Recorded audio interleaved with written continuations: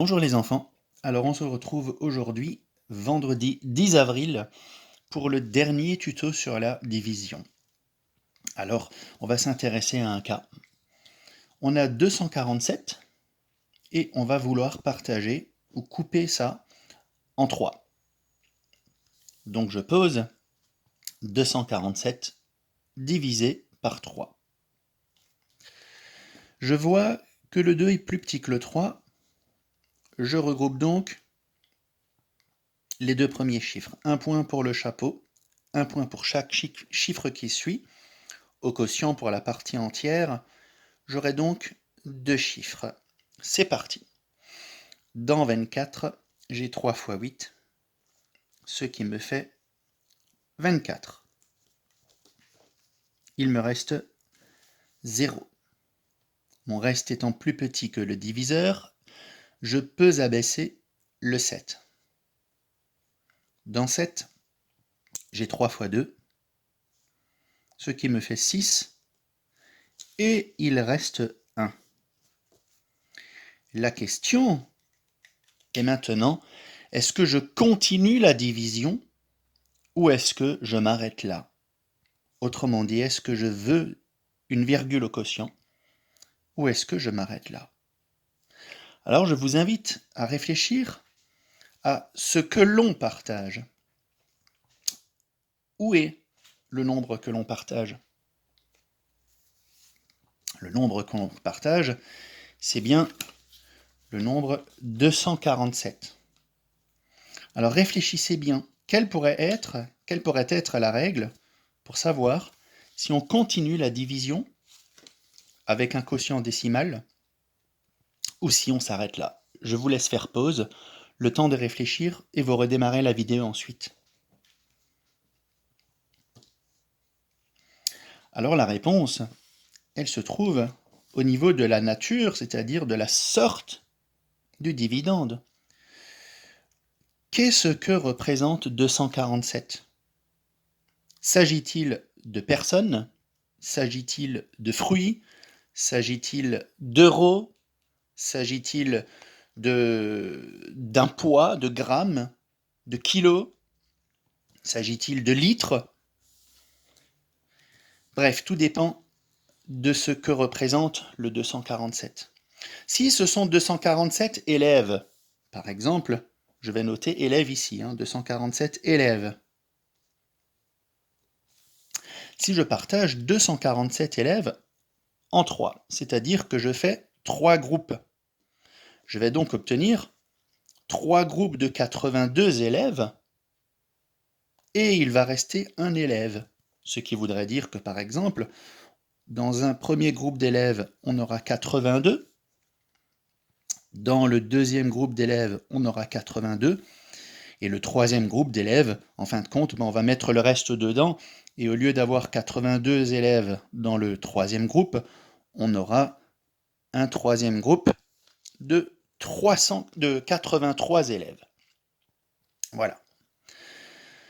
Par contre, s'il s'agit d'autre chose que des élèves, on va pouvoir continuer la division. Si ce sont des élèves, ça ne voudrait rien dire d'avoir 82, tant et tant d'élèves, puisqu'on ne va pas se mettre à découper les élèves. Nous sommes bien d'accord. Par contre, donc si on a des choses qu'on ne peut pas couper, on va effectivement garder un quotient entier avec un nombre entier. Si au contraire il s'agit d'euros, alors on peut prendre la décision de continuer la division, si on veut continuer à partager. Dans ce cas, on met la virgule et on va abaisser le 0 qui se trouve derrière, comme on l'a vu dans les divisions précédentes, on a 247,00, il y en a plusieurs qui suivent des zéros. Donc j'abaisse le premier 0 et je me dis dans 10, j'ai 3 fois 3, ce qui fait 9.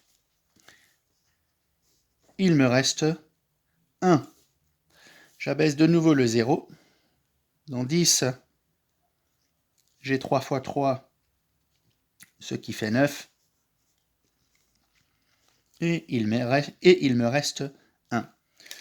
Donc si les 247 au départ qui sont là-haut, si ces 247 ne sont pas des élèves, donc je barre élèves, mais si ce sont par exemple des euros, alors ici ça a du sens de continuer à partager, de mettre une virgule et d'avoir un quotient décimal.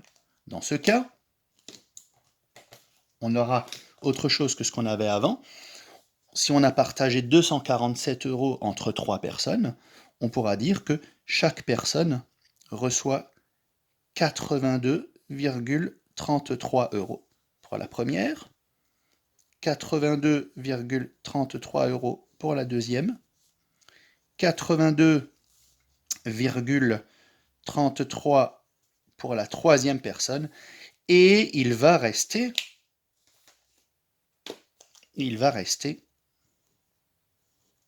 1 centime, le reste est de 0,01 €. 0,01 €, c'est le reste. Après, bien sûr, les personnes sont libres de décider et l'une des 3 personnes pourrait prendre le centime qui reste, bien évidemment. Voilà, donc vraiment, ce dont je voulais que vous preniez conscience aujourd'hui, c'est que maintenant que vous savez diviser avec un nombre décimal, maintenant que vous maîtrisez la technique, il faut se poser la question. Est-ce que je continue à faire une division avec un quotient décimal ou pas? Donc je rappelle la règle. Aujourd'hui, nous avons découvert que on va se limiter à un quotient dans lequel le nombre reste entier si ce que l'on partage ne peut pas être découpé. Par exemple, si on partage des personnes, eh bien on va partager les personnes en 3 groupes. Dans chaque groupe, il y aura 82 personnes. On ne va pas découper les personnes, donc on ne va pas franchir cette frontière et on va rester dans la partie entière. Il n'y aura pas de partie décimale cachée en dessous de mon post-it jaune. Si au contraire on partage des euros, alors on peut prendre la décision, si c'est nécessaire, de continuer la division en ajoutant la virgule, en ayant un quotient décimal et en continuant à diviser avec toute cette partie à droite ici. Voilà, donc maintenant à chaque fois que vous ferez une division, la question à vous poser est la suivante, c'est qu'est-ce que je partage? Puis-je découper ce que je partage et cela nécessite-t-il de mettre une virgule? Ou alors dois-je me limiter à une partie entière et dans ce cas je m'arrête ici sans avoir de quotient décimal. On va faire 2 cas dans les divisions que je vais vous proposer en entraînement pour ce vendredi. Et à vous de vous poser la question, est-ce que je dois continuer la division ou pas? Ou est-ce que je me limite à un quotient avec un nombre entier? Bon travail et bon courage.